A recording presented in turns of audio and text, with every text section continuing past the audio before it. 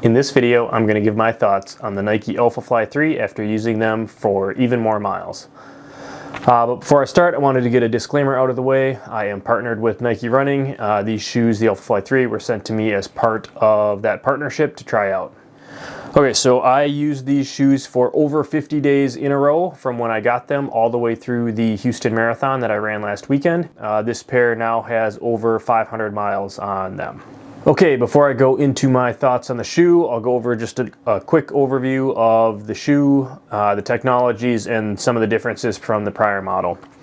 So the Alphafly is Nike's top tier road race shoe. It uses a combination of ZoomX foam, full-length carbon fiber plate, and a set of dual AirPods in the forefoot of the shoe. Some of the biggest differences from the Alphafly second model are that it now has a continuous midsole along the bottom. It has lost over an ounce of weight from the prior version, and there have been improvements in fit, most notably on the midfoot in the arch area that improve comfort over the miles and over the marathon distance. Okay, with the background overview out of the way, let's go into a little bit of how these shoes have held up over 500 miles. So I'll start with the outsole. That's going to probably be the most notable area where wear could be seen. There is a lot of exposed midsole on this shoe, so the ZoomX in the midfoot actually looks pretty good. It's been a bit discolored, it's a little bit brown, but not a lot of scuffing or wear. It is pretty noticeable on these rubber pods in the heel that there is some wear being seen where the Nike swoosh logo is a bit worn down here in this section.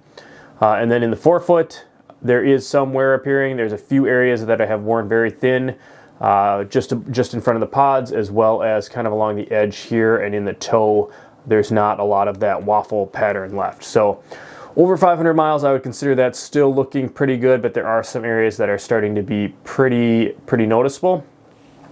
Moving on to I guess up into the shoe, the midsole itself has seen a little bit of compression. There's a little bit of creasing. I did notice that that was becoming a little bit more noticeable over time, but that is pretty typical for ZoomX foam.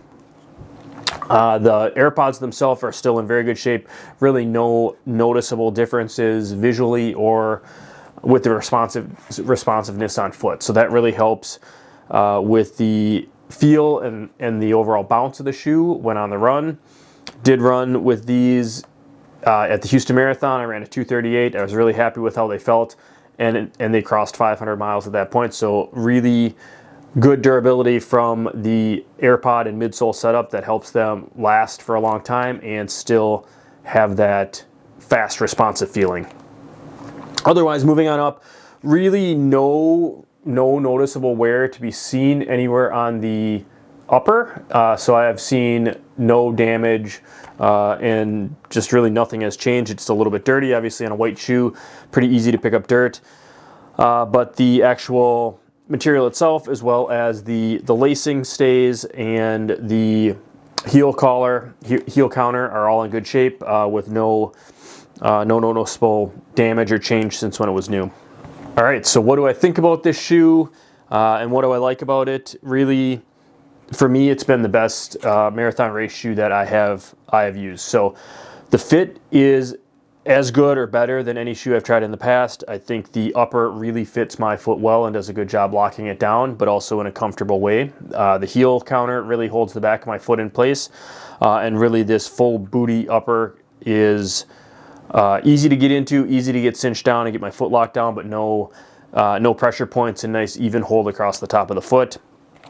The changes in the midfoot have been noticeable to me. I didn't have a lot of issues with the previous model, but I did notice that it was less comfortable and there were sometimes hot spots that developed in the midfoot area due to the arch support.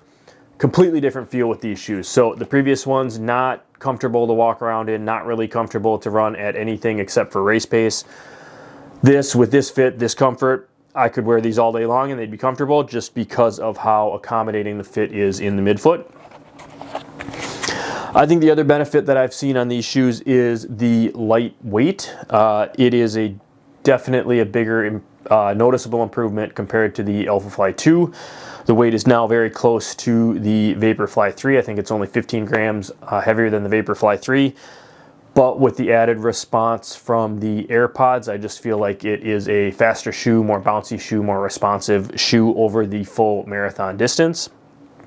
And the other thing I like about with this shoe is just the stability and width in the platform. It's something that ends up feeling good and feeling like my foot and ankle are under control all the way throughout the marathon. I've now run two full marathons in these shoes, and I never had any feeling of instability or any issues with the end of the race feeling like I was wobbly or hard to control with this shoe, which is somewhat surprising with just how thick the midsole is and how soft the midsole is.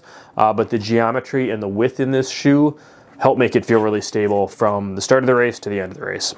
And I guess last thing, addressing any concerns I might have had as this shoe was released and as I tried it out.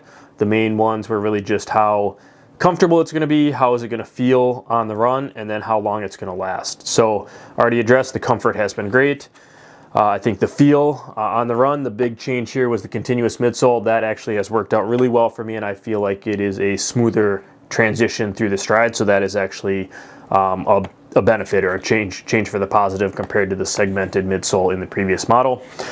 And then always the unknown when a shoe gets updated is how durable it will be. I'm happy to report or to be able to take these out to 500 miles without any issues at all. Definitely some new changes within the geometry of the actual foam around the pods itself. Some pretty thin spots in here, as well as some pretty big grooves that I wasn't sure how that was going to hold up over time. Haven't had any issues at all. The rubber itself is pretty thin to reduce weight, but so far it's been good. I've had no traction issues, and while it is showing some wear, I don't think it's anything that is unexpected for at 500 miles.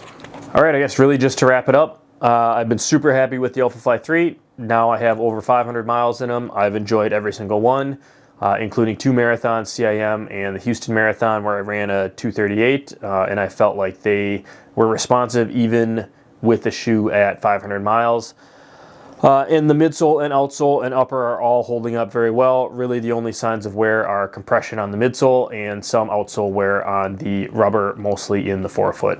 But it is my favorite road racing shoe, and I've been extremely happy with them. All right, I think that is it for today. Thank you for watching.